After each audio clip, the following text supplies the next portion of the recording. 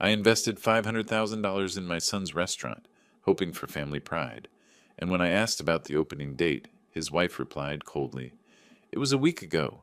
We only invited our closest family and friends."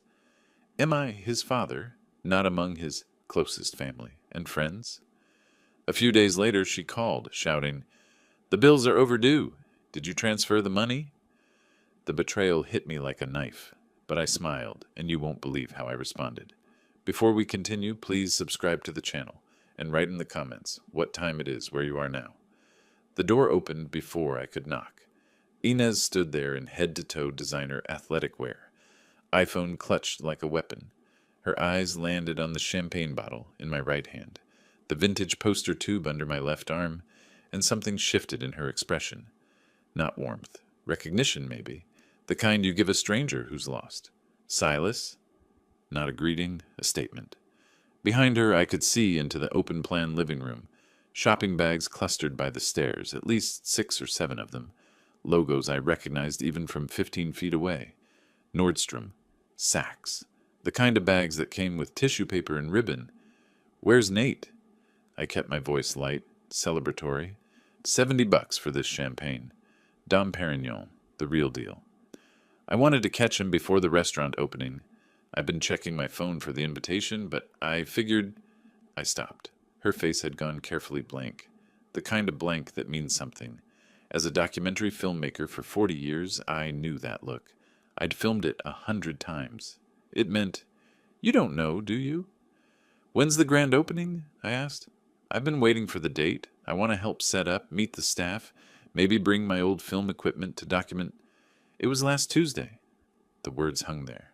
Last Tuesday. I watched her face. No apology, no embarrassment. I'm sorry, what? The opening. Last Tuesday. We kept it small. Only the closest people. 6 bags, 7 maybe. The tissue paper kind that comes with a smile and a credit card warning. I'd paid for a restaurant. Apparently I'd also paid for a Nordstrom shopping spree. Diversified investment, I supposed. "Closest people," I repeated. The champagne bottle grew warm in my hand. "I gave you $500,000. And we're grateful." She leaned against the doorframe, relaxed, like we were discussing weather. "But it's our business, Silas. Your money doesn't make you a partner." "Our business? I funded half the startup capital. You gave Nate money. That doesn't mean you get to show up whenever you want." I set the poster tube against the porch railing. My hands needed something to do besides shake. "I'm his father. And this is his restaurant, his dream, not yours. I paid for the dream. You wrote a check." She pulled her phone from her pocket, checked the screen, put it back. "That's different." My phone came out. Muscle memory. I pulled up Nate's contact. Hit call. Inez watched me, eyebrow raised. Nate answered on the 4th ring. Kitchen noise behind him. Clattering. Voices. "Dad, I'm kind of in the middle." "Your wife just told me the restaurant opened last week." Silence. Then, "Yeah, we meant to call." "Meant to call? I invested $500,000? "Dad, listen, we can talk about this later. I'm slammed right now." "Nate, I'm standing on your doorstep with champagne." The line went dead. The dial tone hummed in my ear. Professional disconnect. The kind you give telemarketers. My son had just telemarketed me. "You need to leave." Inez's voice had gone cold. Sharp. "I'm Nate's father. And this is Nate's house. Our house. You're not welcome here right now." "Not welcome. I paid for your dream." "You wrote a check, Silas. That's all. Don't confuse that with having rights." My GoPro. I carried it everywhere. Habit from 4 decades of documentary work. You never stop recording. You never know what you'll catch. It came out of my jacket pocket. Small. Black. Innocent looking. I hit record. "What are you doing?" Inez straightened up. "Documenting." I kept my voice level. "That's what I do." "You can't film me." "Public doorstep. Technically I can." I wasn't sure about the legality, but she didn't move to stop me. Her face flushed. "This is harassment." "This is a conversation. You're the one who opened the door." She stepped back. The door started to close. I kept the GoPro running, steady in my hand. In the tiny preview screen, I could see past Inez's shoulder. Her iPhone sat on the entrance table. Screen up. As I watched, it lit up. A push notification. White text on green background. Even on the small GoPro screen, I could read it clearly. Golden Palace Casino Online. Your $5,000 withdrawal is pending. The door shut. I stood there on the porch, champagne in one hand, camera in the other, staring at the closed door. $5,000, pending withdrawal, from an online casino. I looked down at the GoPro, still recording. I smiled for the first time since I'd arrived. I sat in my car for 20 minutes, still parked on Nate's street. The GoPro footage played on loop, 3 seconds of Inez's phone screen lighting up. Casino notification, $5,000. Withdrawal pending. The champagne bottle sat in the passenger seat, sweating condensation onto the leather. I drove home. No radio, just Portland traffic and my own breathing. 15 minutes that felt like hours. My house on Hawthorne Boulevard looked the same as when I'd left it 2 hours ago. Same weathered porch, same overgrown rhododendrons, same mail slot, everything normal, everything different. I went straight to my office, the converted second bedroom I'd claimed when Nate moved out 30 years ago. Shelves of documentary DVDs, Emmy nomination certificates, old film equipment gathering dust. I connected the GoPro to my laptop, full screen, high resolution. Frame by frame, I went through it. Professional analysis, the kind I'd done for 40 years, looking for the truth hidden in plain sight. Shopping bags, at least 8, not 6. Nordstrom, Saks, Neiman Marcus, one from Tiffany's. The entrance table, mail stacked up. Bills, probably. Unopened, Inez's face, that blank expression when I'd mentioned the opening. She'd known I didn't know. And the notification. Crystal clear in 4K. Golden Palace Casino Online. Your $5,000 withdrawal is pending. 3 days passed. Tuesday, Wednesday, Thursday. I researched. Google first. Harvest and Rye, Portland. Food blog reviews. Instagram posts from the opening night. Photos of the dining room, the bar. Happy faces. I zoomed in on each image. Nate in his chef's whites. Inez playing hostess. People I didn't recognize. People who were apparently close enough. Instagram, next. Inez's profile was public. Of course it was. Influencers need audiences. Her bio read, living my dream, restaurant manager, manifesting abundance. Manifesting. I'd manifested her abundance with a personal check for $500,000. Maybe I should update her bio. Successfully conned father-in-law, master manipulator, online casino enthusiast. Photo after photo. Michelin star restaurants, designer boutiques, spa days, wineries, each post captioned with inspirational quotes about living your best life and manifesting abundance. It was 2 a.m. Wednesday when I did it, deep in her Instagram archive, 8 months back. A photo of her and Nate at some charity gala. Black tie, big smiles. Caption, grateful for the people who believe in our dreams. My thumb slipped. Double tap, heart icon, red. No. I unliked it. Fast. 3 seconds maybe. Did notifications work that fast? Did Instagram send an alert even if you unliked immediately? 2 a.m. 76 years old. Stalking my daughter-in-law's Instagram. This was my life now. Thursday afternoon. My phone rang. Inez. I stared at her name on the screen for 3 rings before answering. Silas. Her voice was honey, sugar sweet. I'm so glad you picked up. I said nothing. Let the silence sit. I wanted to apologize for Monday. I was stressed, and I snapped at you. That wasn't fair. No, I said. It wasn't. The thing is... A pause. I could hear the calculation. We're in a bit of a crisis. The walk-in cooler died last night. Completely fried. The repair estimate is $18,000. $18,000. And we've got supplier invoices coming due, $23,000, and the landlord is threatening to terminate the lease if we don't. How much do you need? I kept my voice flat. If you could help us with $50,000, it would... $50,000. I laughed. Couldn't help it. $50,000. This is funny to you? Her sweetness was curdling. Fast. I'm just appreciating the irony. Monday, I'm not close enough to be invited to the opening. Thursday, I'm close enough to be an ATM. Silas? Tell me, Inez, what's the exact distance that qualifies as closest people? Is there a measurement? Because I'm trying to figure out where $500,000 falls on that scale. Silence. Then, you invested in this business. Did I? Because investments usually come with paperwork, contracts, partnership agreements. Funny thing, I don't seem to have any of those. If this restaurant fails, you lose everything. Her voice had gone cold again. The honey was gone. Every penny of that 500,000 gone. That's a threat? That's a fact. You want to be petty about not getting invited to a party? Fine. Watch your investment burn. Watch Nate lose everything he's worked for, his dream, because you're having hurt feelings. Hurt feelings, I repeated the word slowly. Is that what you think this is? What else would you call it? Pattern recognition. She hung up, on me, again. After she hung up, on me again, apparently that was a family trait now, I sat there holding my phone. The screen showed, call ended. 14 minutes, 37 seconds. 14 minutes and 37 seconds of my life I'd never get back. Should have saved that time for something productive, like repeatedly banging my head against a wall. Same net result, more honest pain. I called Naomi. Video call. She answered immediately, her home office in Vancouver visible behind her. Tato! Her voice came through crystal clear. Tell me what happened. I did. All of it. The uninvitation, the confrontation, Inez's call. Naomi's face got tighter with each sentence. I told you last year, she said quietly. Remember? Thanksgiving? You said she'd changed. I said she was using you.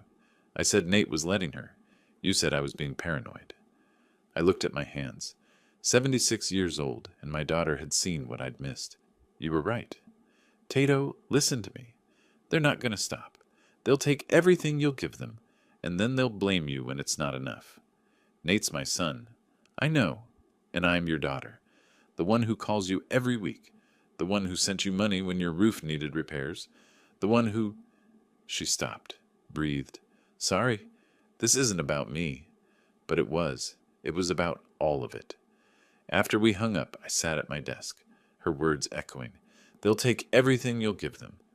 I opened a new browser tab, typed Oregon Secretary of State Business Registry. Searched Harvest and Rye, LLC. The page loaded. Oregon Business Registry. Harvest and Rye, LLC. Active. I clicked through. Business type. Limited liability company. Registered date. August 15th, 2024. Registered agent. Nathaniel J. Gardner. Business address. 2847 SE Division Street, Portland, OR 97214. Members listed. 1. Nathaniel James Gardner, Managing Member. Inez Marie Gardner, Managing Member. I scrolled down, kept scrolling. Additional members. None. Additional investors. None. Partnership agreements on file. None. My name wasn't there. I'd given them $500,000 in September. The LLC had been registered a month before that, before Nate had come to me, before the "we need your help, Dad" conversation, before the business plan, before the promises about partnership and shared profits.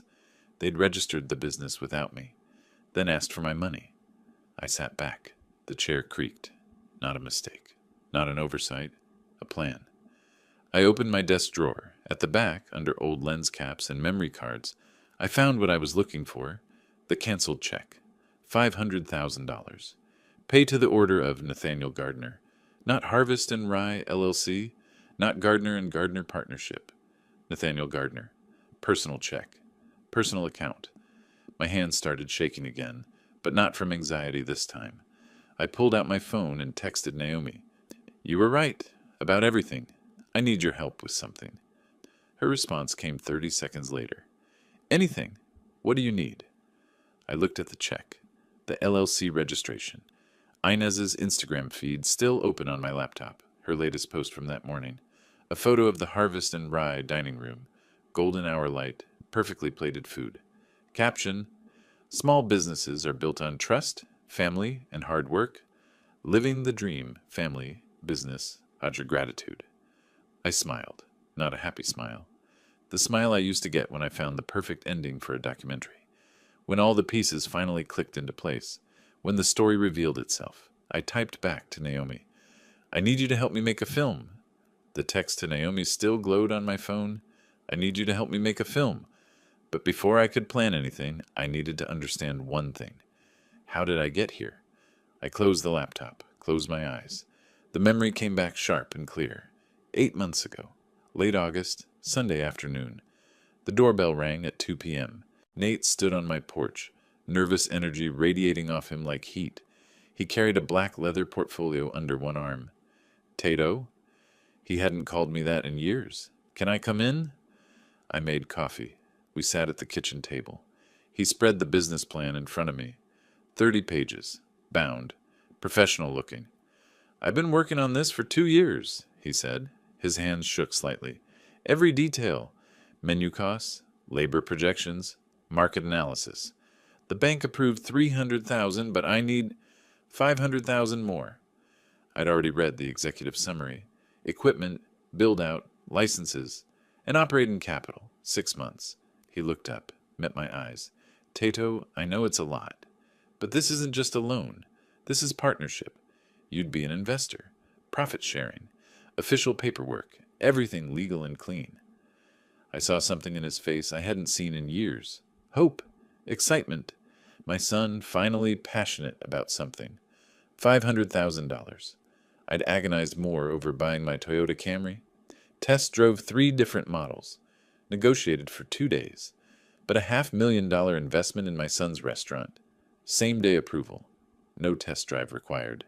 Inez had been quiet, letting Nate talk. Now she leaned forward, different from the woman who'd shut the door in my face 8 months later. This Inez was warm, engaged. Silas, you'd be part of our dream, she said. Not just financially. We want your advice, your experience. You built a production company from nothing. I understand film, I corrected. Restaurants are different, but success principles are the same, right? She smiled. Genuine. Or convincingly fake, I still don't know. We need someone we trust. That got me. Someone who cares. Who else cared more than a father? The paperwork, I said. Partnership agreement. I'll need to see. Next week, Nate interrupted. I'm meeting with the business attorney Thursday. You'll be listed as founding partner. 20% ownership. I wrote the check at my desk. My hand didn't shake. I felt good. Purposeful. I can't believe you're doing this, Nate said from behind me. His voice was thick. Tato, thank you. I turned, handed him the check. Partners now. He took it, stared at it. Partners. He hugged me. Quick, tight. He hadn't hugged me in 5 years. Paperwork by next week? I asked when he pulled back. Next week. Guaranteed. That was August 23rd. The paperwork never came. Looking back now, I could see it clearly. They never intended to make me a partner. But in that moment, in my kitchen with my son's arms around me, I believed every word. I opened my eyes. Back in the present. Thursday night, April. The memory tasted bitter. Friday morning, I met Gideon at Blend Coffee House on Hawthorne. He arrived 15 minutes late, apologetic. Daughter's soccer game. Without a written contract, Gideon set down his espresso. Silas, you're screwed. Tell me something helpful, Gid. That is helpful. It's honest. He picked up the canceled check copy I'd brought. You wrote this to Nathaniel Gardner personally, not to the LLC. Verbal agreements can be enforceable, I said. Under Oregon partnership law, yes. But you'd need to prove you agreed to be partners, contributed capital with expectation of partnership, participate in business decisions. Can you prove any of that? I thought about it. Text messages promising updates. A few phone calls, nothing substantial. Not really. Then legally this is a gift. Generous, stupid, but legal. What about the LLC registration? It's dated before he asked me for money. Gideon's eyebrows rose. Is it? August 15th? He came to me August 23rd. That's interesting. Suggests premeditation, but still doesn't give you ownership. $500,000? No contract? No paperwork? I'd spent 40 years making documentaries about financial fraud, and I'd become the world's easiest mark. If I pitched this story to a producer, they'd reject it as unrealistic. So I sue? I asked. Drag my son into court? That's one option. Long shot, expensive, ugly. Family relationships destroyed forever. Gideon watched me. But you're not going to do that. No. Then what? I looked out the caf, window, Hawthorne Boulevard, Sunday afternoon, people walking dogs, living normal lives. You know what I did for 40 years? I said. I documented truth. I showed people who they really were. You're going to make a documentary. I'm going to make them famous. Gideon sat back. A slow smile spread across his face. That's either brilliant or insane. Why not both? We talked another hour. He offered to write a demand letter, $500, friendship discount. I declined. He understood. If you're going to do this your way, he said, at least let me review what you create before you show it publicly. Make sure you're not committing libel. Deal. I drove home, went straight to my spare bedroom. The closet held boxes stacked floor to ceiling, camera cases, tripods, lighting equipment, microphones. The last time I'd used this camera, I was filming a documentary about pension fraud in Milwaukee. The irony wasn't lost on me. I'd interviewed elderly victims who'd trusted family members with their retirement money, never imagined I'd join their ranks. I set up the Sony FS7 on my desk, connected it to my laptop. The screen glowed. I opened my laptop, created a new folder, Harvest of Lies, documentary project. Inside, subfolders, subject interviews, empty. B-roll footage, empty. Financial documents, timeline, empty. Script outline, empty. My phone buzzed. Text from Gideon. Serious question. Are you really going to make a documentary about your son? I typed back. Not about my son, about betrayal. 3 dots appeared, disappeared, appeared again. Make sure you can live with the consequences. I looked at the camera, at my reflection in the black lens. 76 years old, gray hair, lines around my eyes from 40 years of squinting through viewfinders. Not broken. I picked up the camera, attached the battery pack. Time to make a documentary, I said out loud. The camera's red recording light blinked on. I started making calls. Portland food critics, a tech-savvy colleague's grandson who knew hidden cameras, my old post-production editor. Halfway through my third call, my email notification chimed. From Naomi Sullivan. Subject, I'm coming to Portland. Tato, I booked a flight. Arriving Thursday. We're doing this right. You're not fighting them alone anymore. Also, I have some information about Inez you're going to want to hear. Call me tonight. I stared at the screen. Thursday, 3 days away. Information about Inez, my daughter, my ally. I felt something I hadn't felt in 2 weeks. Hope, not for reconciliation. Hope for justice. Naomi arrived Thursday afternoon. I picked her up at PDX and we drove straight to my house. She'd taken 4 days off work, left her husband with the kids, booked a last-minute flight. Okay, she said in my kitchen, spreading her own file of documents on the table. Before you start your documentary, you need to see this. She pulled out a credit report. Inez Marie Winters. 23 pages. How did you get this? I asked. Naomi's mouth twitched. I have a friend in banking. Public record search plus skip tracing techniques. Everything here is legally obtained. My architect daughter knows skip tracing. My husband had debt issues before we married. I learned things. She tapped the report. Look at this. Nordstrom card. $23,000 balance. Saks. $18,000. She's maxing out every card. I scanned the pages. Golden Palace Casino. Multiple charges. Online gambling. I marked all gambling-related transactions. 47 in the last 6 months. 47? She has a problem, Tato. A serious problem. And she used your money to feed it. By Friday morning, I had a plan. Phase 1. Document everything. The restaurant had been open 2.5 weeks. Time to become their best customer. Friday night, 6:30 p.m. I walked into Harvest and Rye. The hostess seated me at a corner table. The waitress approached. Young. Name tag, Kendra. Can I start you with something to drink? Coffee, please. Black. I smiled. Friendly old man smile. Restaurant just opened, right? How's it going? Fine. Flat. Practiced. Menu's right there. Friend recommended this place. You like working here? Her eyes slid away. It's a job. Not enthusiastic. Staff morale problem. I made a mental note. My GoPro in the messenger bag by my feet captured everything. The menu was pretentious. Farm-to-table seasonal vegetables harvested with intention. I ordered the scallops. $28 for 3 scallops. $9 per scallop. The scallops arrived. They were perfect. Seared beautifully.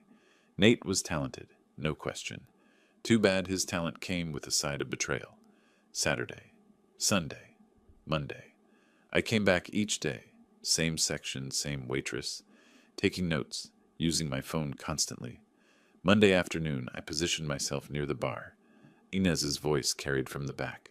Phone pressed to her ear. No, Dennis, you can't do that. We had an agreement. Pause. I understand you have other clients, but we're talking about $23,000 in product. Longer pause. Fine, fine. Next week. We'll pay next week. But if you cut us off before then, I will personally make sure every restaurant in Portland knows. She stopped, listened. That's not a threat. It's a promise. Click. She hung up, stood there a moment, deep breath. Then she smoothed her shirt, smiled, walked back toward the dining room, passed within 3 feet of me, didn't even glance over. I had it all on audio. Crystal clear. Tuesday evening. I sat at my usual table. Kendra brought water without being asked. What are you doing here? I looked up. Inez stood at my table, arms crossed, face flushed. 2 other tables had gone quiet. Eating dinner, I said calmly. The scallops are supposed to be. You've been here 4 nights in a row. The food's good. You sit alone, you take notes. Kendra says you're always on your phone, recording things. I set down the menu, kept my voice level. I'm a customer. I'm allowed to be here. Not when you're harassing us. Harassment? I ordered food. I paid. That's called patronage. Her voice rose. This is stalking. You're obsessed. About what? I interrupted, quieter, harder. Tell these nice people what I'm angry about. She stopped, looked around. The room was listening. You need to leave, she said. Now. Or what? You'll call the police? Tell them I'm eating dinner? Tato. Nate's voice. From behind her. He'd come out of the kitchen. Chef's whites. Exhausted. What are you doing? Eating your scallops. Please don't make this harder. I'm making this harder. I wrote you a check for $500,000. You excluded me from your opening, and now I'm not allowed to buy dinner? The dining room was silent. Every eye on us. Nate looked at Inez, at me, back to Inez. Maybe you should go, he said quietly. I stood, slowly, put $40 on the table. Okay, I said. I'll go. I walked past Nate, stopped at his shoulder, spoke quietly, just for him. You were 8 years old the first time you made me breakfast. Scrambled eggs, bacon.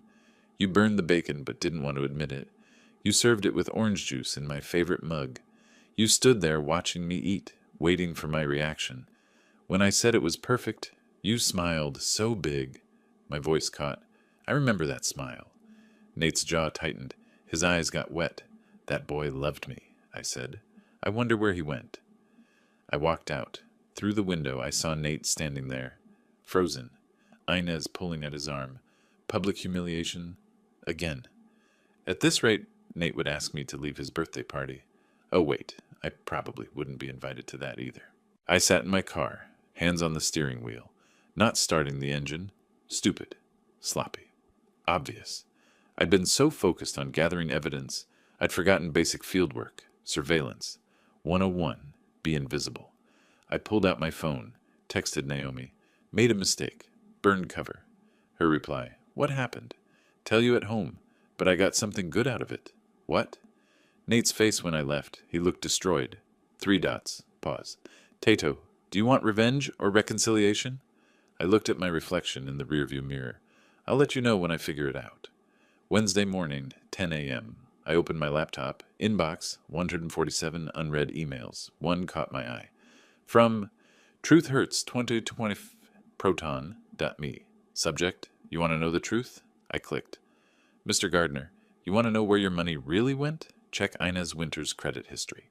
You'll need her SSN, number listed. DOB, March 15th, 1991. Her laptop, MacBook Pro, rose gold. Password, Harvest 2024. She keeps a spreadsheet called Personal Finances Private in Documents. It tracks everything. Every casino deposit, every lie. Golden Palace Casino account, username, Inez W. PDX. $43,000 in debt to them alone. You deserve to know. Nate deserves to know. You didn't hear this from me. Someone who cares about the truth. I read it 3 times. Someone inside. Someone with access. But who? I screenshot the email, sent it to Naomi. Got this. What do you think? She video called immediately.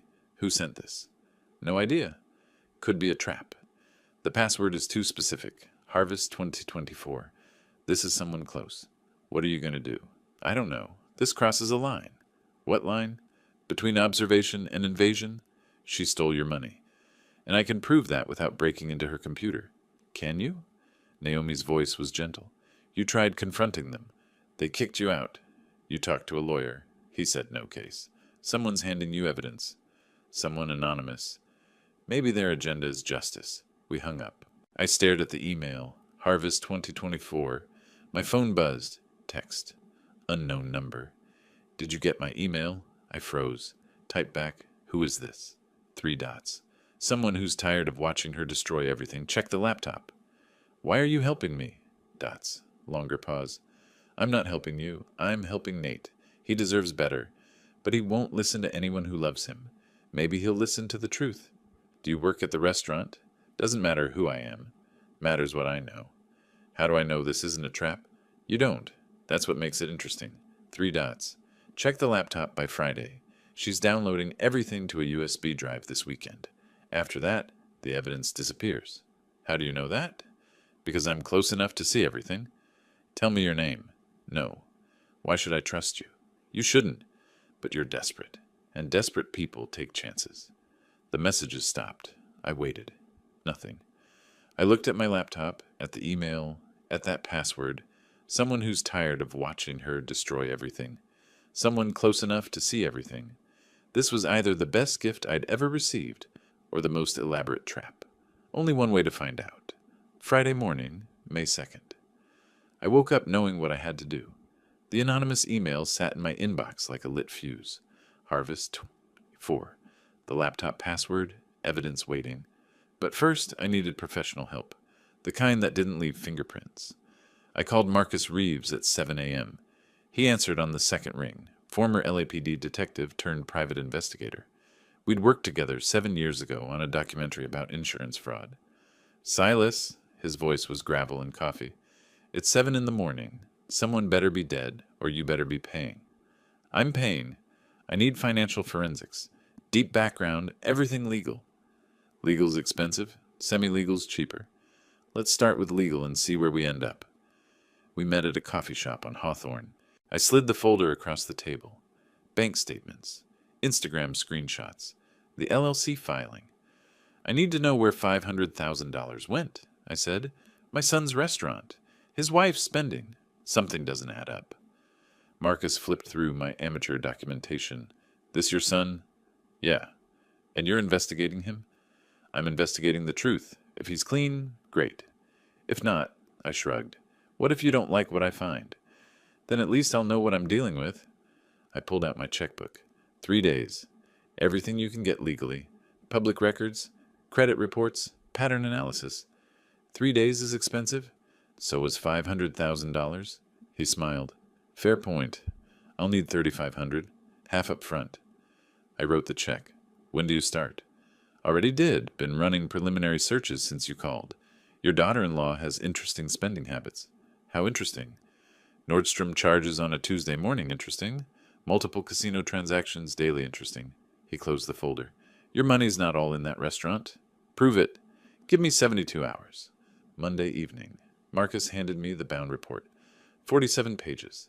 That bad? I asked. Worse. Your daughter-in-law has a shopping addiction and a gambling problem. Started about 18 months ago. Escalated after marriage. I opened to the executive summary. $127,000 in debt. My breath caught. Keep reading, Marcus said. Credit card statements, casino transaction logs, loan agreements, each page another nail. Where'd my $500,000 go? Best estimate, $280 to the restaurant. Verifiable through permits and equipment purchases. $150 to paying down her debts. She probably told your son these were business expenses. $70K just gone. Shopping sprees, gambling losses. Nate doesn't know?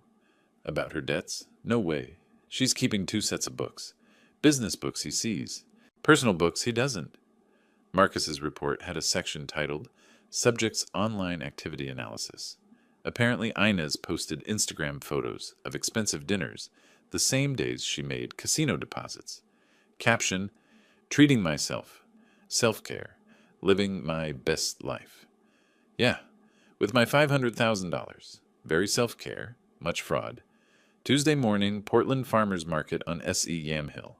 I showed up at 9 a.m. with a shopping bag, browsed produce stands, waited. Nate arrived at 9:37, looking exhausted, stressed, alone. He looked up from a crate of organic arugula. "Tato, what are you doing here?" I held up my bag, carrots, radishes. "Same as you. Shopping. I still eat, believe it or not." He managed a small smile. "I used to come here every Saturday, remember? You'd help me pick produce. You always bought me cookies anyway. What kind of father denies his kid cookies?" I examined an heirloom tomato. "How's the restaurant?" His shoulders sagged. "Honestly, harder than expected. Money's tight. Suppliers want payment up front now. All my money went into the business, though, right? The full 500,000? Every penny?" No hesitation, complete conviction. "Inez shows me the books monthly. Equipment costs ran over. Licensing fees were higher. But it's all legitimate business expenses." I watched his face, looked for tells. 40 years filming liars. You learn to read them. Nate was telling the truth, or thought he was. Does Inez handle all the finances? She's better at it. I'm the cook. She's the business mind. He picked up the arugula. Why? Just curious, making sure my investment's being managed well. It is, Tato, I promise. That promise broke my heart, because he believed it. Nate looked like he'd aged 5 years in 2 weeks. Restaurant stress, marriage stress, father didn't come to my opening stress. Poor kid had no idea his wife was the source of most of it. Ignorance isn't bliss, it's just ignorance with a higher credit card bill. Wednesday, I sat at my kitchen table. Marcus's report open. Proof of everything. I composed the letter carefully, printed it at FedEx office in Beaverton, wore gloves. To whom it may concern, I write to express concern about the financial stability of Harvest and Rye. Restaurant, 2847 SE Division Street. Co-owner Inez Gardner has significant undisclosed personal debts, $127,000, that may compromise the business's ability to maintain operations. Public records attached. As OLCC requires financial responsibility for liquor license holders, I believe this warrants investigation. A concerned citizen. I drove to a mailbox 20 minutes out of my way. Very spy movie. Very ridiculous. 76 years old, and I'm doing tradecraft. Should have been a spy. Or at least played one in a documentary. I called Naomi after. It's done. OLCC will get the letter Thursday. Inspector will probably show up Friday. How do you know the timeline? Marcus has a contact there. Anonymous financial concern about a liquor license holder. 3-day turnaround max. And when the inspector shows up, they'll ask questions about funding sources, financial stability, co-owner credit history, all standard stuff, which will expose Inez's debts. To Nate, to the inspector, to anyone who asks the right questions. I watched rain hit my window. Portland spring. Always raining. He'll find out, finally. Are you ready for that conversation? Which one? The conversation where he learns his wife's a liar? Or the one where he learns I'm the one who exposed her? Both. No, I admitted, but I'm doing it anyway. Friday morning, May 9th, 10:27 a.m. I parked across the street from Harvest and Rye. Camera with telephoto lens ready. White Ford sedan pulled up. Woman in her 40s. Business casual. Clipboard. OLCC badge on lanyard. She entered the restaurant. Through my lens, I watched. 10:32 a.m. Inez emerged from office. Body language, confident, welcoming, shook inspector's hand. They sat at a table near the window. 10:41 a.m. Inspector pulled out documents, slid them across table. Inez's posture changed, stiffened, picked up papers. Her face went pale. Through the telephoto lens, I watched Inez's face when the inspector showed her the credit reports. Her expression went through 5 stages of grief in 10 seconds. Denial, anger, bargaining, depression, acceptance. Elizabeth Kabler-Ross would have been proud. Textbook. 10:46 a.m. Inez walked toward the kitchen. Inspector followed. Nate appeared in doorway, wiping hands on towel, confusion on his face. 10:48 a.m. All 3 in kitchen, visible through service window. Nate reading documents. His expression, confusion, shock, horror. Looked at Inez. She talked rapidly. He shook his head, backed away. 10:55 a.m. Inspector handed business card to Nate. Explain something. Inez looking desperate. Nate looking destroyed. 11 a.m. Inspector left. Through window, I saw Inez and Nate alone in kitchen, face to face. The argument began. I put down camera, turned on audio recorder. The long-range microphone picked up muffled shouting. It had started. I drove home, sat in my kitchen, waited. My phone buzzed. Text message. Unknown number. Stop. Just that. One word. I typed back, "Who is this?" 3 dots. Then, "You don't know what you're doing. You don't know what this will cost." "How did you get this number?" "That doesn't matter. What matters is you stop. Now. Before it's too late." "Too late for what?" "For your son." A photo loaded. Slowly. Nate. Sitting at a table in the restaurant kitchen. Empty restaurant. Lights off except one fixture. His head in his hands. Shoulders shaking. Crying. Timestamp 7:43 p.m. 20 minutes ago. Another text. "This is what you've done. He just found out. About the debts.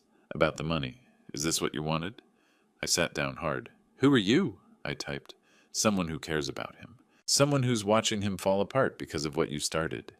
She lied to him. She stole from both of us." "I know, but he didn't.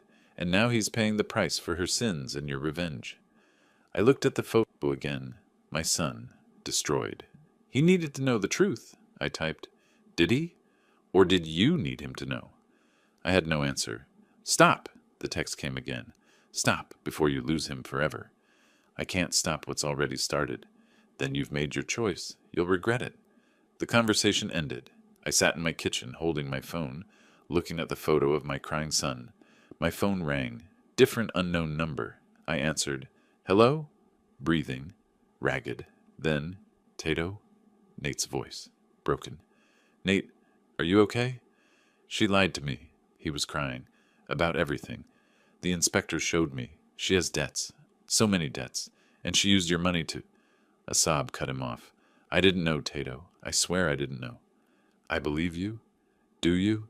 Because right now I don't even believe myself. How could I not see it?" I wanted to tell him. Wanted to confess. I'm the one who sent the letter.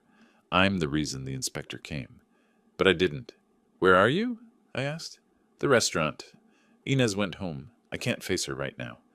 "Come to my house." "I can't. I need to think." "Nate, listen to me." "I have to go."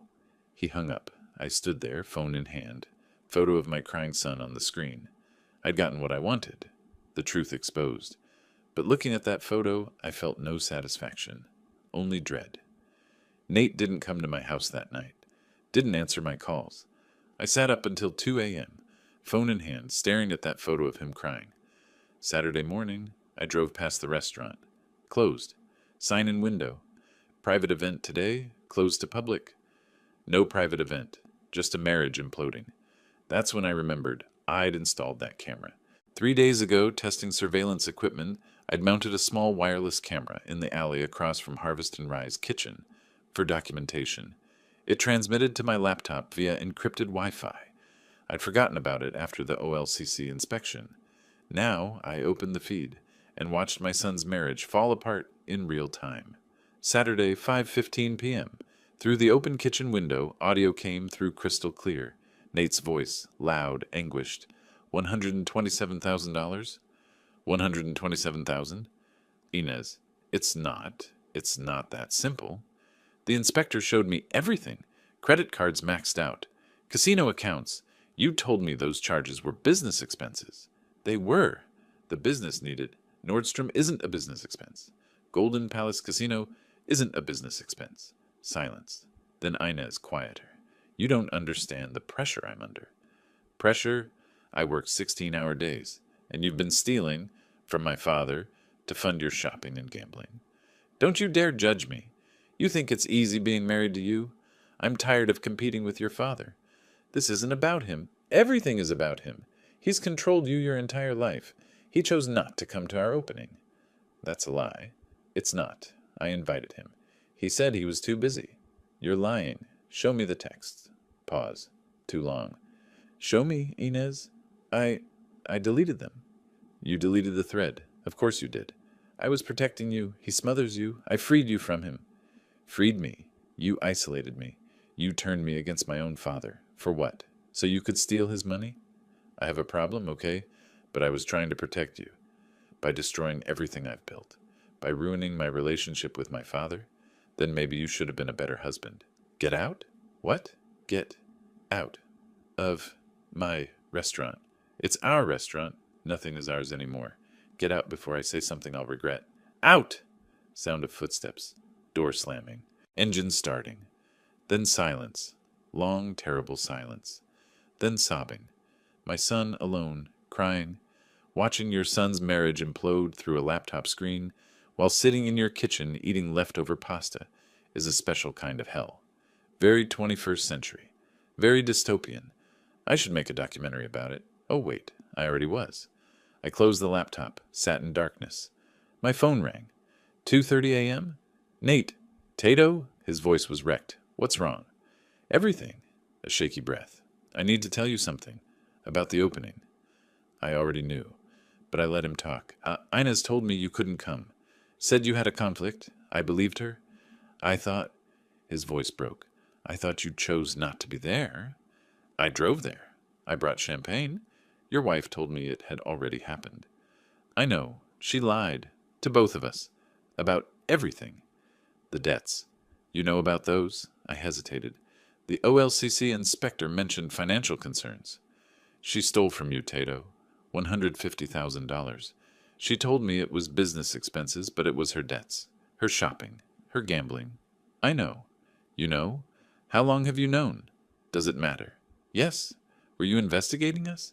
Is that why you kept coming to the restaurant? Truth or lie. Partial truth. I wanted to understand where my money went. And you found out my wife's a liar and a thief. I found out your wife has problems. Serious problems. That's generous? He laughed bitterly. I don't think I can stay married to her. That's a decision only you can make. She manipulated me. For years. Made me think you were controlling when really she was. Turned me against you. And I let her. You didn't let her. She manipulated you. There's a difference. Is there? Because right now I feel like an idiot. You're not an idiot. You're a good man who trusted the wrong person. I want to make this right, Tato. I want to pay you back.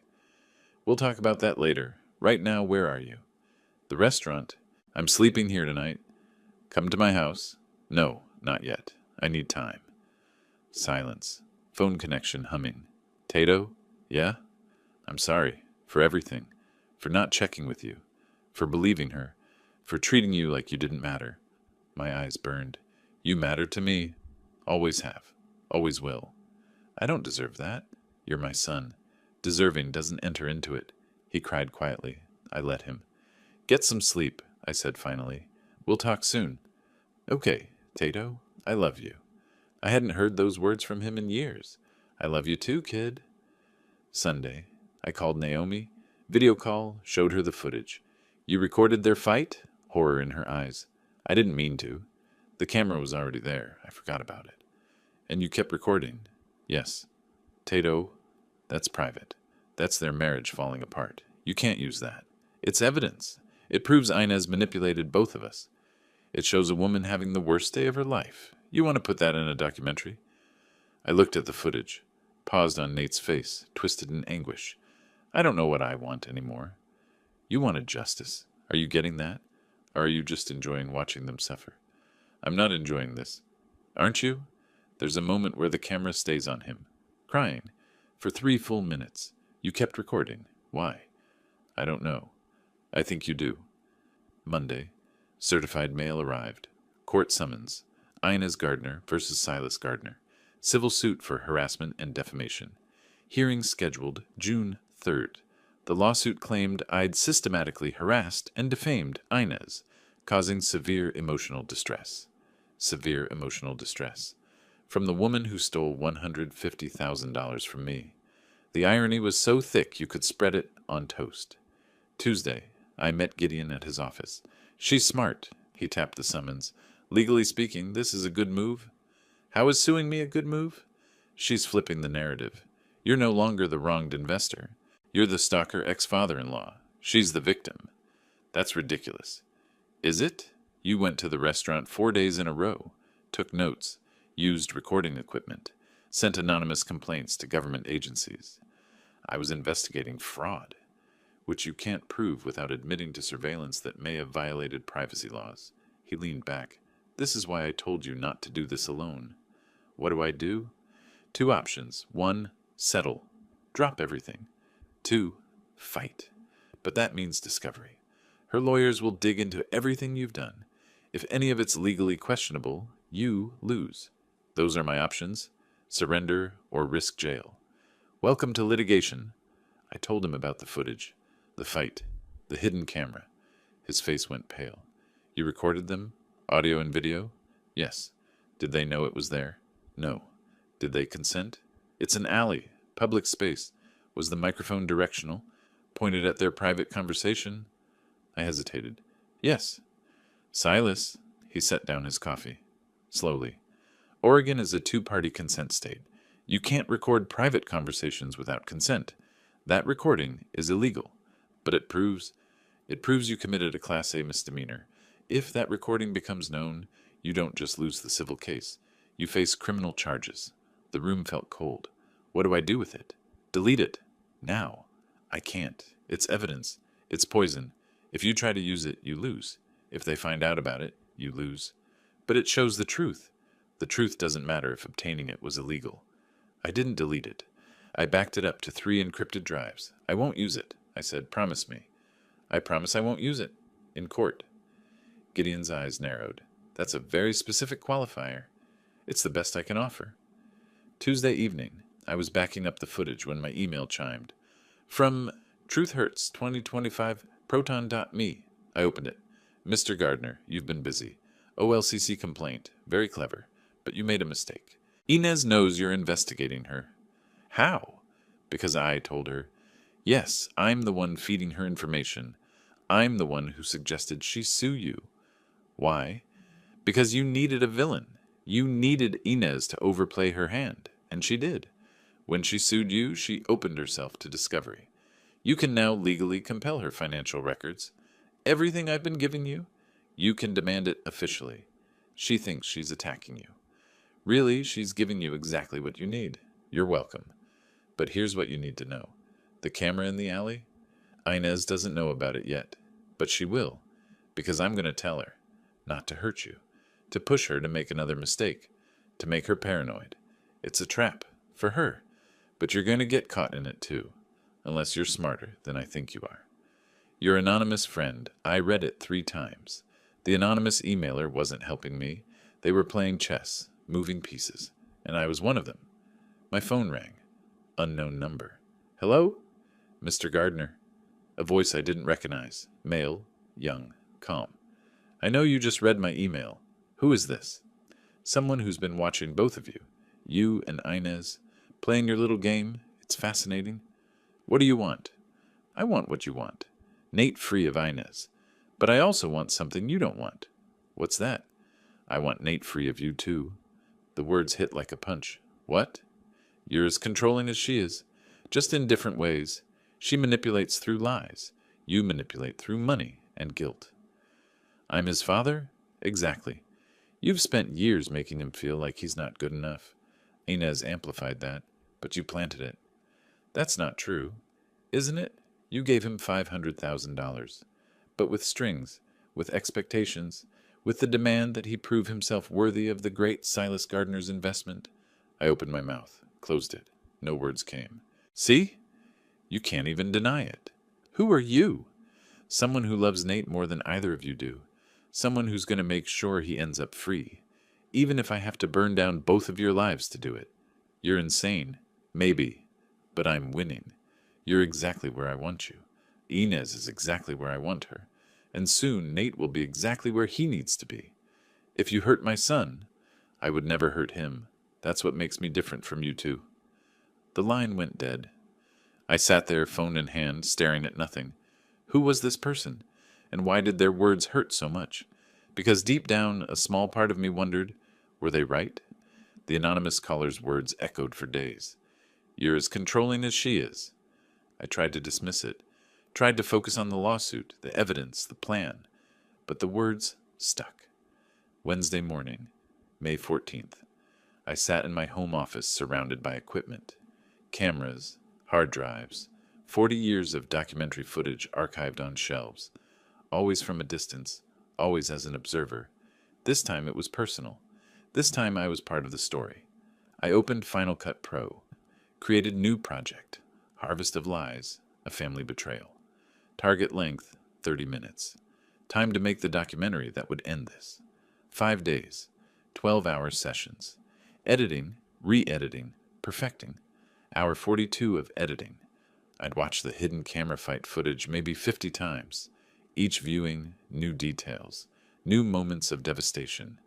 I was becoming an expert in my own son's marital collapse. There was probably a support group for that. Not exactly a hobby to put on a dating profile. Monday morning, May 19th, I called Nate. I need you to come to my house today, this afternoon. I don't think that's a good idea. It's not optional. 2 p.m., be here. What is this about? You'll see when you arrive. If you want any chance of us moving forward, you'll be here. Silence. Then, okay. 2 p.m. Nate stood in my living room, looking at the television screen, black, waiting.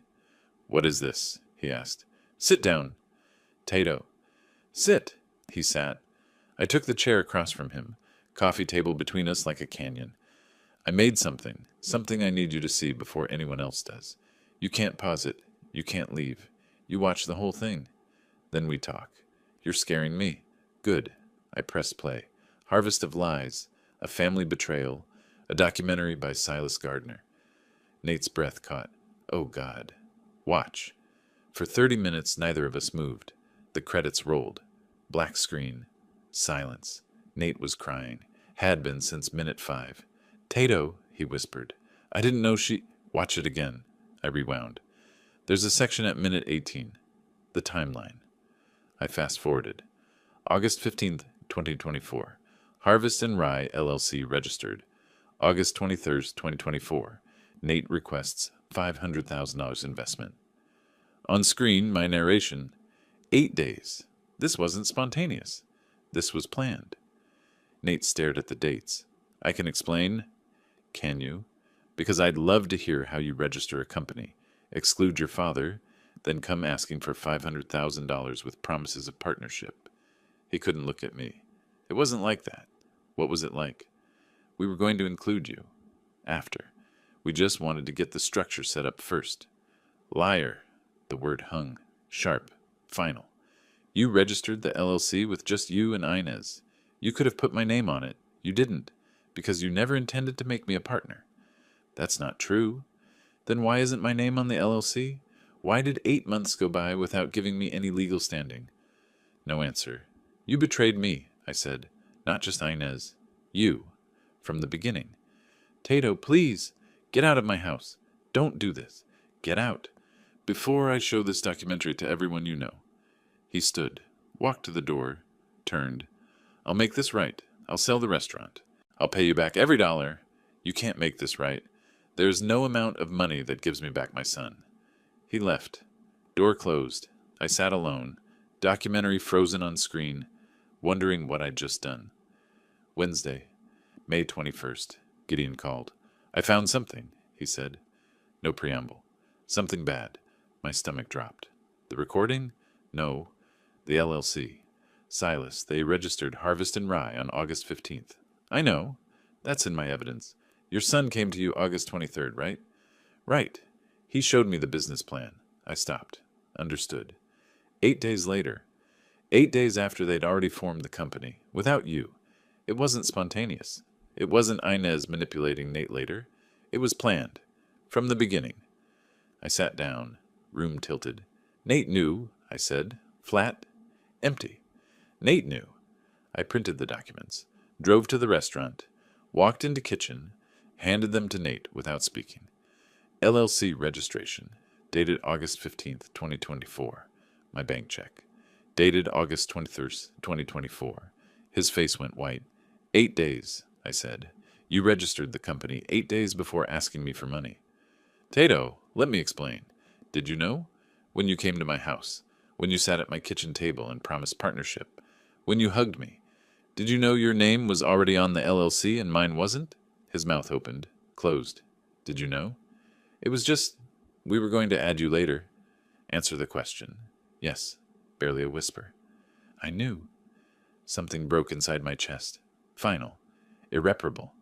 You knew from the beginning. You betrayed me too. It wasn't like that. Don't blame her. This was before she spent the money, before she gambled. This was the foundational lie, and you told it. I'm sorry. No, you're caught. There's a difference. I walked toward the door, stopped, turned. I'm showing the documentary publicly. Film festival, Hollywood Theater. Everyone in Portland's food scene will see it. Tato, please don't. You had 8 days to tell me the truth. You had 8 months to give me paperwork. This is the consequence. I left, behind me, crying. I didn't look back. Thursday. Private screening for film friends. 6 people. Naomi on laptop. The documentary ended. Silence. Then Marcus Chen. Holy shit, Silas. You've made something really powerful here. The fight footage is controversial, Elena said, but it's also the emotional climax. Naomi's voice from laptop. Should he include it, though? Documentary isn't about protecting people's feelings, Marcus said. It's about truth. After others left, Naomi's still on video. Tato, are you really going to do this? Yes. Nate made his choice. When he registered that LLC without you. When he took your money with promises he never intended to keep. Those were his actions.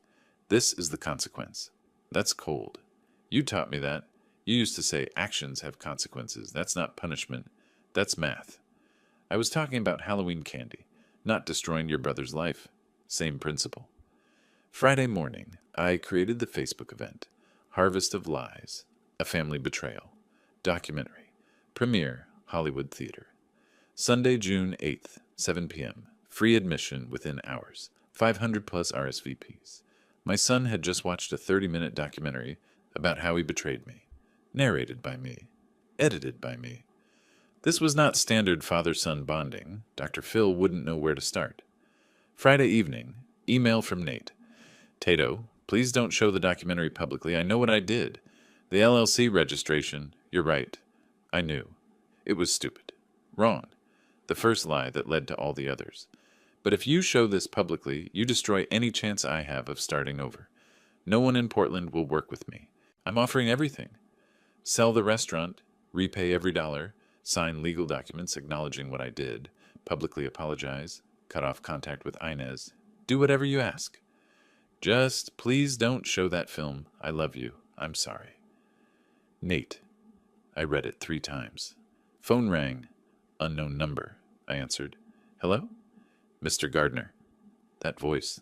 The anonymous caller. I see you're proceeding with the public screening. How did you... Did you think I was helping you? No. I was orchestrating this. All of it. From the first email about Inez's debts, to pushing you toward the OLCC complaint, to manipulating her into suing you. I've been playing both sides. Why? Because Nate needs to lose everything before he can become who he's supposed to be. The restaurant, the marriage, you. All of it has to burn, and you're going to light the match. I'm not. You already did. The screening is in 2 weeks. 500 people will watch. By the end of that night, Nate Gardner will be unemployable in Portland. You're insane. I'm right, and you know it. That's why you're still going through with it. I couldn't speak. See you at the screening, Mr. Gardner. Front row. The line went dead. I sat there, email from Nate on screen. Documentary ready. 2 weeks until public screening. And no idea who I was really working for. I didn't respond to Nate's email. Didn't call him back. Didn't cancel the screening. The 2 weeks between announcement and screening were a slow-motion car crash. Monday, May 27th. Nate listed Harvest and Rye for sale. Initial price, $400,000. By Friday, $350,000. No offers. Week 2, $280,000. One lowball offer fell through. Week 3, $180,000. Desperation pricing. Still no buyers. Portland's food scene was already gossiping. The documentary announcement had made the business toxic. Tuesday, June 3rd. Emergency court hearing. Inez's lawyer argued the documentary violated privacy rights. Judge seemed sympathetic. I'm deeply troubled by the footage of the marital dispute. Inez and her lawyer exchanged looks. They thought they were winning. Judge continued. However, Mr. Gardner's counsel is correct that documentary filmmakers have substantial First Amendment protections. Motion denied. The screening may proceed. Outside courthouse, Inez found me. We need to leave Portland. Tonight. I overheard Nate. Where would we go? Anywhere. Seattle. San Francisco. Documentary will be online. It'll follow us. Then we change our names. Together? You think I'm staying with you after all this? Friday, June 6th, 4 p.m. Inez at my front door. I saw her through peephole. Didn't open it. Silas, I know you're there. I opened the door, kept screen locked. What do you want? She looked terrible. Unwashed hair, dark circles. I want to propose something. I'll drop the harassment lawsuit. Nate will drop the divorce. Clean slate. You cancel the screening tomorrow. I stared. You're serious? For the sake of peace? There is no peace. Just consequences you don't want to face. You're destroying your son. He destroyed himself. I'm just documenting it. She started crying. Real tears. Actual despair. Please, I'm begging. I'll sign over my half of the restaurant. I'll leave Portland. Just don't show that film. You had 8 months to disappear. Now you face the consequence. You're going to lose Nate forever. I already lost him. 8 days before he came asking for money. I closed the door, locked it. Heard her crying on the porch for 10 minutes. My neighbor, walking her dog, gave me a look. I didn't care anymore. Saturday, 11:47 p.m. Nate's voicemail. Tato, it's me. I know you're not answering, but I need to say this. I fucked up. Not just with the money or the LLC. I fucked up by not being honest from the start. I know tomorrow's going to be bad. I know people will judge me. I deserve that. But you're right. About all of it. The LLC registration, the lies, the betrayal. You're right, and I was wrong, and I'm sorry. I don't expect forgiveness. I just needed you to hear me say it. I'll be in the front row tomorrow, because I owe you that much. Goodbye, Tato. I listened 3 times, saved it. Didn't call back. Tomorrow, the documentary would say everything. Sunday, June 8th, 7 p.m. Hollywood Theater. 230 people. Overflow crowd. Portland food critics. Restaurant owners. Chefs. Random community members. Local blogger live tweeting. And front center, Nate and Inez. I'd insisted. Told them if they didn't attend, I'd release unedited footage online. I stood at front. Thank you for coming. This is a personal documentary about betrayal, manipulation, and family. I sat in back row, watched the audience watch my life fall apart. The documentary played, my narration, the financial breakdown, Marcus's investigation, $127,000 in debts. Audience, angry murmurs, head shaking. Then, the fight footage. Nate discovering truth, Inez's admission, their marriage shattering. Complete silence. Some people crying. I glanced toward front. Nate and Inez's silhouettes.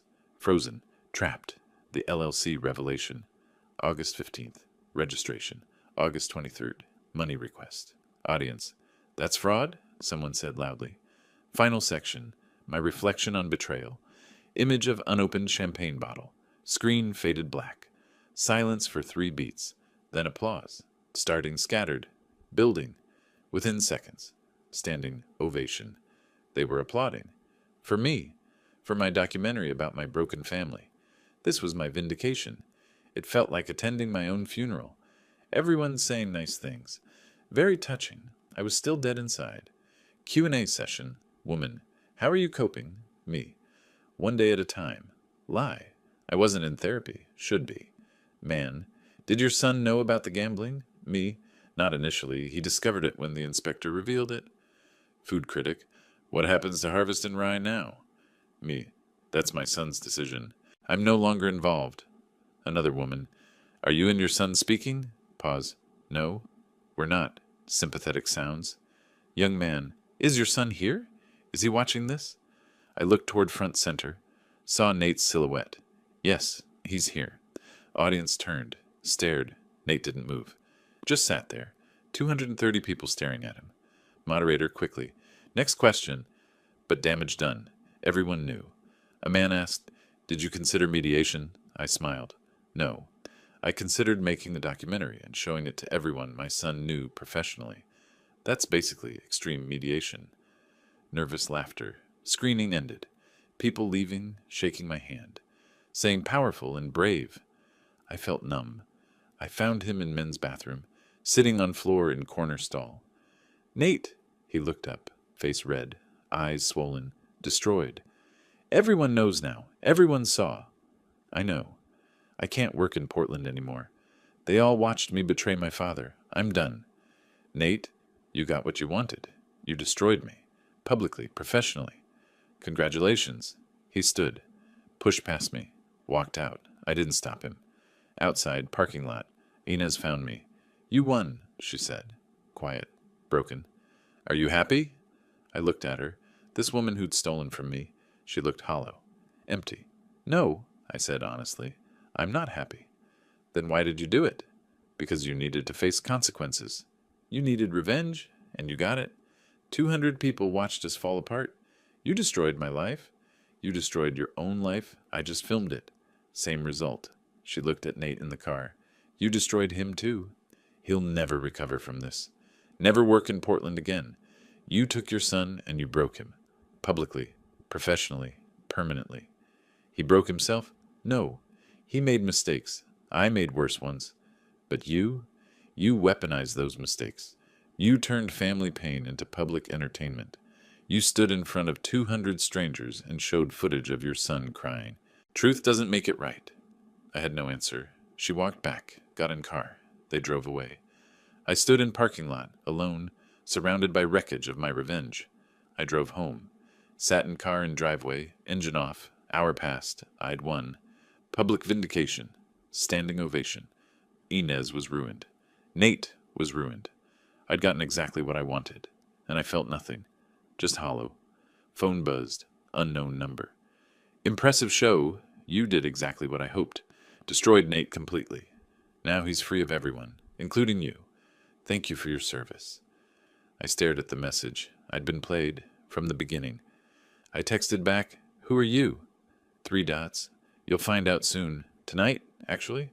I'm outside your house. I looked up. Across the street, figure standing under streetlight, backlit. The figure waved. I got out. Started walking toward them. As I got closer, the figure stepped into light. I stopped dead. Hello, Mr. Gardner, they said. I think it's time we talked face to face. I recognized the voice from the phone calls. But the face was someone I knew. Someone who'd been there from the beginning. You, I whispered. They smiled. Me. The figure under the streetlight stepped into view. I stopped walking. Kendra, the waitress from Harvest and Rye, 20-something, tired eyes, the one who'd reported my surveillance to Inez. You, I said. You've been the anonymous source all along. She nodded.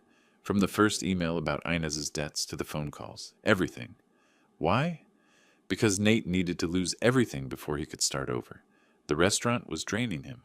Inez was destroying him. And you? A pause. You were smothering him with expectations he could never meet. So you manipulated us both? I gave you information. What you did with it was your choice. I didn't force you to make that documentary. You did that. You wanted this outcome. I wanted Nate free, from Inez's lies, from your control. Sometimes freedom requires burning everything down first. She walked away, left me standing there. She was right. I hated that she was right. We talked for an hour, standing in my driveway, then sitting in my living room. By the end, I understood. I'd been a weapon, aimed at my son's life, and I'd fired willingly. When she left, I sat alone with that knowledge. Tuesday evening, my phone rang. Nate. Tato? His voice was rough, broken. You happy now? Nate. I'm living in my car, sleeping in a Walmart parking lot. I haven't showered in 3 days. I applied to 8 restaurants this week. You know what they all said? I couldn't speak. They said, we saw the documentary. They said, we can't hire someone who betrayed his own father. One guy laughed at me. Said, how's it feel to be famous? I didn't mean for... Yes, you did. You showed that film to 200 people. You put it online. You made sure everyone in Portland knew what I did. You meant for this to happen. You betrayed me. I know. I've known for months. I tried to fix it. But you didn't want repayment. You wanted punishment. Public humiliation. You wanted me destroyed. Silence. Long. Heavy. You got your revenge, Nate said quietly. You destroyed Inez. You destroyed our restaurant. You destroyed my reputation. Congratulations, you won. But I'm your son, and you didn't just punish me. You killed any chance we had of being family again. Nate, please. The line went dead. I sat there holding the phone, dial tone humming, wondering what I'd become. I drove past the Walmart on 82nd Avenue. Thursday night. Saw his car, that old Honda Civic, parked in the far corner. I almost went over, almost knocked on window, but I just sat there, watching, like I was filming a documentary. At 11 p.m. he got out, stretched, walked to the 24-hour bathroom, came back with wet hair he'd cleaned up in a sink. Then he got back in the car, reclined the seat, pulled his sleeping bag up, my son, sleeping in a Walmart parking lot, because I destroyed his life. I went to my storage closet, found old VHS tapes, digital files, family videos, set up viewing in living room. On screen, Nate, 8 years old, standing on a stool at my kitchen counter, cracking eggs, missing the bowl, laughing, my voice off camera. That's okay, kiddo. Try again. He tried again. Got it right. That smile. Pure joy. I'd forgotten that smile.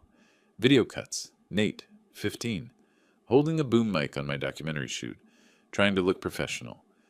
At lunch, Tato, how do you know you're telling the right story? I'd answered, you tell the truth. You show people as they really are. Good advice for exposing criminals. Terrible advice for treating your son. Another cut. Nate, 25, culinary school graduation, me and audience camera running. When he crossed stage, he looked directly at me, mouthed, thanks, Tato. I zoomed in, caught it perfectly. His gratitude, his pride, his love. When did that change? I turned off the TV, sat in darkness, cried until I had nothing left. Wednesday, Naomi called. Tato, I heard about the restaurant closing. Yeah. And Nate called you? How did you... He called me too. Crying. Said you destroyed his life. He betrayed me, Naomi. The LLC registration, the lies. I know. And he was wrong. But when he begged you not to show the documentary, what did you do? I showed it anyway. When he offered to sell everything and repay you, I said it wasn't enough. Did you forgive him? Silence. Did you? She pressed. No. Why not? Because he hurt me. Because I needed him to understand. You needed him to suffer. You needed revenge, and you got it. But now what? You won. He's homeless. His career's over. Are you happy? I couldn't answer. Revenge isn't the same as justice, Tato. Justice would have been, get your money back, get an apology, set boundaries. What you did was revenge. And revenge doesn't heal anything. He betrayed me first, and you betrayed him back. Worse, you're even now. Is that what you wanted? I don't know what I wanted. Then figure it out, before you lose him permanently. She hung up. Friday. Package arrived, manila envelope. From Inez. 4 handwritten pages. Neat cursive. Dear Silas, I don't expect forgiveness, but I need to explain. I grew up poor. Really poor. When my mother got cancer, the medical debt buried us. I was 19. The debt was $87,000. When I met Nate, I saw a way out. Not just money, love, someone who believed in me. But the debt never went away. It grew. I was drowning. Too ashamed to tell Nate. After the miscarriage 3 years ago, we were 12 weeks along, going to be a girl. I fell apart. The gambling started as distraction, became addiction. When you gave us $500,000, I saw a chance. Pay off debts. Start clean. But addiction doesn't work that way. I lied. I manipulated. I pushed you away because I was jealous of how much Nate respected you. I'm not making excuses. I did terrible things. But I'm not a monster. I'm a broken person who made terrible choices. I'm in therapy now, Gamblers Anonymous. The enclosed check is the first installment. I'll send more every month until the debt is cleared. Please don't let your hatred for me destroy your relationship with Nate. He loves you. I'm sorry. Inez. Inside, 2,500 check. I read it 3 times. Cried on the 4th. She wasn't a villain. She was a person. Flawed. Suffering. Human. And I'd treated her like a character in a documentary. A subject to expose. Not a person to understand. I looked in the mirror. Saw myself. 76 years old. Successful career. beautiful house, awards, and no son. You destroyed him, I said out loud, to my reflection. You showed 200 people his worst moment. You made him unemployable. For what? Money you didn't need? Pride? My reflection didn't answer. You won, and you lost everything that mattered. I turned away, couldn't look at myself anymore. I called Gideon. 11 p.m. Silas, everything okay? No, nothing's okay.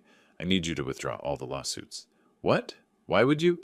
Because I destroyed my son's life, and I need to fix it before it's too late. Silence. Then, what do you need me to do? Help me figure out how to give Nate a second chance. Not money, not pity. A real chance to rebuild. That's not really my area. You're a smart guy. Figure it out. I need business structures. Something that helps him without enabling. Something that says, I forgive you. But there are conditions. Conditional forgiveness. That's actually possible. Think fast. I don't know how much longer before I lose him completely. Silas, you're doing the right thing. No, I'm trying to undo the wrong thing. There's a difference. August 2025. 2 months since the phone call. 10 weeks since the documentary. It took that long. Dozens of calls. Hundreds of texts. Voicemails unanswered. Emails ignored. Finally, Nate agreed to meet. One conversation. Laurelhurst Park, Northeast Portland. Saturday morning. The bench where I taught him to ride a bike at 6. I arrived early. Sat. Waited. At 10 a.m. he came. Walked up from parking lot. Looked different. Thinner. Hair longer. Worn, but clean. Like he'd made an effort. He sat on the opposite end. 3 feet between us. Might as well have been 3 miles. For a minute, neither spoke. Just sat. Watched kids on playground, dogs barking, Portland summer sounds. Finally, I broke silence. I was wrong. He looked at me. Surprised, wary. About what? Not about being angry, not about feeling betrayed. Those feelings were valid. You did betray me. I paused. But I was wrong about how I responded. The documentary, the public screening, showing that footage to 200 strangers, making you unemployable. That wasn't justice. That was cruelty.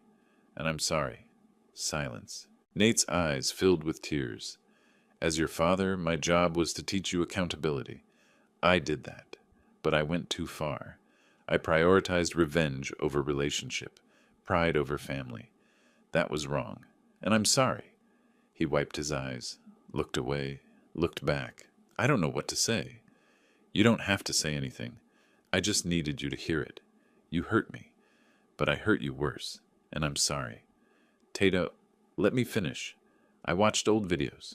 You at 8, 15, 25. I watched you grow up. Saw the moments I was proud. And I realized I took that person and I destroyed him. Publicly. Because I was hurt. That's unforgivable. But I'm asking you to forgive me anyway. He broke down, sobbing, full-body sobs. I moved closer, put my arm around him. He leaned into me, father and son, broken, together. When he could speak, he pulled back. Inez manipulated me, but I let her. I could have questioned things, could have insisted on paperwork, but I didn't, because part of me wanted to prove I didn't need you. Stupid pride, and it cost us everything. We both made choices. But yours were worse. I lied about money. You destroyed my life. We're not equal here. No, we're not. That's why I'm apologizing first. What do you want from me? I want to be your father again. Not your creditor, not your judge, just your father. If you'll let me. I pulled a folder from my bag, handed it to him. What is this? Open it. He did. Read, eyes widened. You bought me a food cart space? Alberta Street. Good location. 18-month lease. Equipment included. 6 months operating capital. But there are conditions. What conditions? Therapy. Weekly. For 6 months minimum. Financial counseling and transparency. You show me your books monthly. Not because I don't trust you. Because trust needs to be rebuilt. With evidence. Why? After everything? Because I remember you at 8 years old, making scrambled eggs, burning the bacon, serving it anyway with that huge smile. I said it was perfect. Because you made it. And that made it perfect. I touched his shoulder. People make mistakes. Bad ones. You did. I did. The question isn't whether we made mistakes, it's what we do after. I'm choosing to try. Are you? He nodded. Couldn't speak. Just nodded. I don't deserve this, he whispered finally. You're right. You don't. Desert and deserve don't matter. What matters is, what do we do now? Keep punishing each other? Or try something different? What if I fail? Then you fail and we deal with it. Together. Like family should. Deal? Deal. We shook hands. Then hugged. Really hugged. It felt like coming home. October. Email from Inez. Dear Silas, I heard about Second Harvest. I'm glad Nate has a second chance. I'm in therapy. 4 months clean from gambling. Working at a nonprofit helping people like me. Sending monthly payments to repay what I stole. Thank you for giving him another chance. Inez, I replied. I accept your apology. Not because what you did is okay, but because I understand now you're a person, not a villain. Keep going to therapy. Keep helping others. That's redemption. One condition. Stay away from Nate. He needs space. Good luck. December. Christmas morning. Second Harvest food cart. Naomi's kids ran around. She video called her husband in Vancouver. They're coming, one kid yelled. I looked up. Nate locking his bike. Another beside him. 2 bikes. For you, he said, presenting one. Vintage Schwinn cruiser. Restored. Thought we could ride to farmer's market. Like old times. This is too much. You gave me a second chance. A business. A future. I'm giving you a bike. Naomi called. Stop arguing. It's Christmas. Ride the damn bikes. We both laughed. She's bossy, Nate said. Gets it from her mother. We stood there. Bikes between us. Portland winter morning. Gray sky. Drizzle threatening. Ready? I asked. Ready? We rode through Alberta neighborhood. Down to farmer's market. Like 20 years ago. Behind us, Naomi's voice. They're crying on bicycles. This family's ridiculous. But she was crying too. Inside the food cart earlier, Nate had cracked eggs into a bowl. Professional now. No spills. Scrambled? I asked. Of course, what, with bacon? Not burnt this time. I like the burnt bacon. Liar! We both laughed. First real laugh in a year. He plated the food. Set it in front of me, stood back, waiting. I took a bite. Perfect. He sat across from me. Tato, I'm going to pay you back. Every dollar. Forget the money. What? I don't want your money. I want this. Sunday mornings, breakfast, you cooking. Us talking. Every week. That's the payment. His eyes teared up. That's not enough. It's everything. Forgiveness isn't saying what you did was okay. It's saying what you did hurt me, but I choose relationship anyway. This? Us? That's forgiveness. And it's enough. He nodded. Couldn't speak. We ate in comfortable silence. Now, riding through Portland, bikes side by side, I thought about the year, the betrayal, the revenge, the cost. I'd spent months destroying my son's life, then 4 months rebuilding it. Destruction is always faster than creation. Revenge is easier than forgiveness. But forgiveness was worth it, not because Nate deserved it, not because I'm a saint, but because being right felt lonely, and being family felt like coming home. We turned the corner, farmer's market ahead, smell of coffee and fresh bread, vendors setting up, normal, simple. Good. Nate glanced over, caught my eye, smiled. I smiled back. Not perfect, not healed, not the same as before, but together, honest, trying. The mountain air felt clean. I breathed it in, all of it. If you like this story, please like this video, subscribe to the channel, and share your impressions of this story in the comments. To listen to the next story, click on the box on the left. Thank you for watching.